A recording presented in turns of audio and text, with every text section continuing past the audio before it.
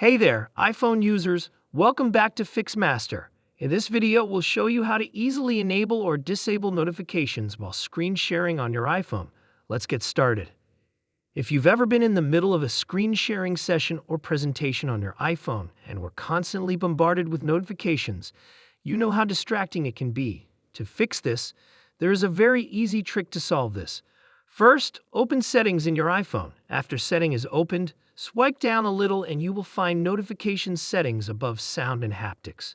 Click on Notifications. Once you are in the Notifications settings, you will see Screen Sharing option. Click on it. If you don't want to receive notifications, toggle it on the left side, and if you want to receive notifications, toggle it on right side. There you have it, folks. Easy way to enable or disable notification during screen sharing. If you find this video helpful, don't forget to give it a thumbs up and subscribe to our channel for more tech tips and tutorials.